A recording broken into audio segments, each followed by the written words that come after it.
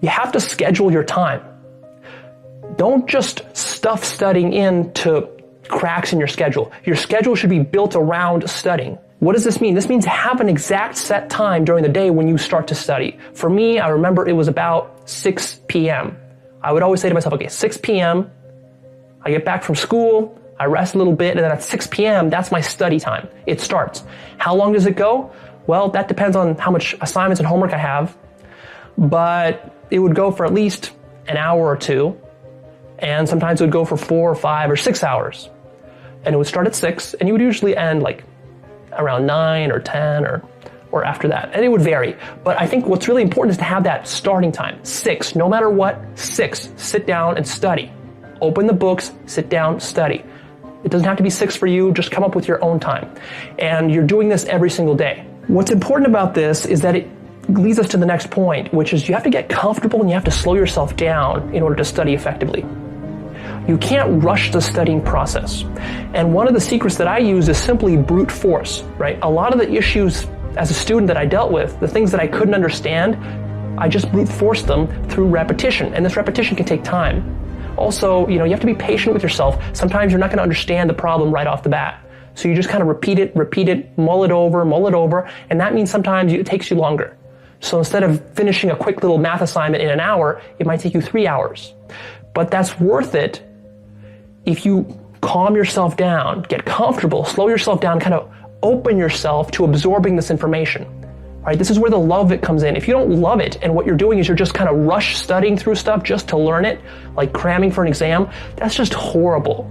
That's horrible. Because all you're trying to do is you're like a dog jumping through hoops. That's basically what you are when you're doing that. Because you're saying to yourself, well, I got to pass this exam in order to get into college, to get good grades so my parents like me. That's just hoops like a dog you're jumping through. Don't do that. Instead, what you think about is like this.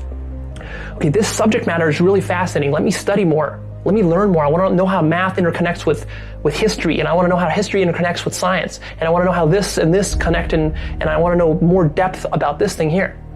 That's how you got to think. I don't think there's any magic in being successful. And I'm not talking about making $1 million or $1 billion. I'm just talking about being successful. I'm talking about being successful in what you guys do at work. I don't think there's any magic. You got to work hard. Yeah. You got to respect the people around you, and you just got to go. I've never met a successful person that doesn't work hard. There are 2 rules that I always adhere to, and that is to work hard and be brave.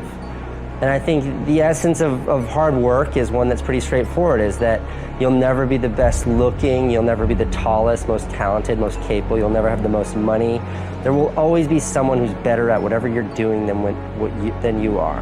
But you can always be the hardest working person in the room.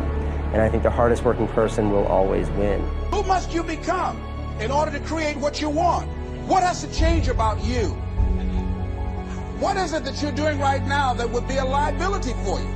As you begin to look toward the future and take inventory of yourself, what is it about you right now that you've got to leave this behind because this no longer fits?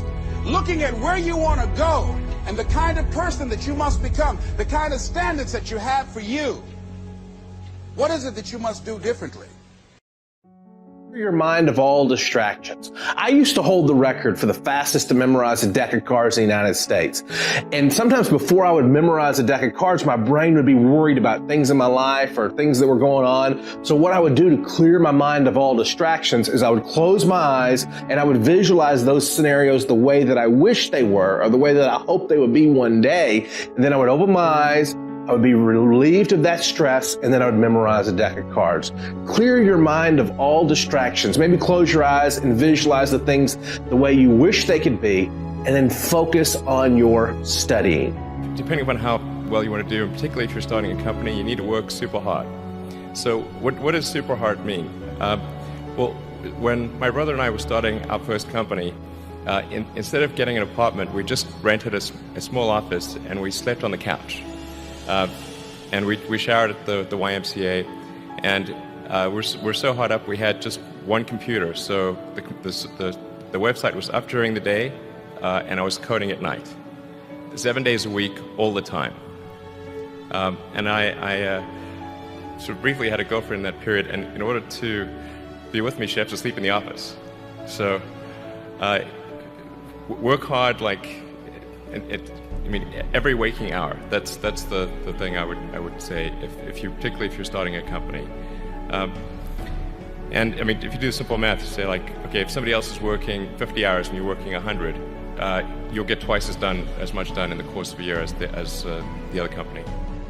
If you want to learn something faster, you must first and foremost know the connection between what you want to learn and your dream life, your real lifestyle that you want to have. I tell people all the time, like, don't just come up with things you want to learn, because guess what? We want to learn everything. By human build, we are curious animals. We're deathly curious. I mean, we are literally the curiosity killed the cat sort of society right now. Everyone wants to learn 50 new things immediately, but no one ever learns anything. Why? Because it's not real for them. It's a transient desire. If you want to become a great learner, it has to be attached to a dream life of yours, a true lifestyle that you see for yourself.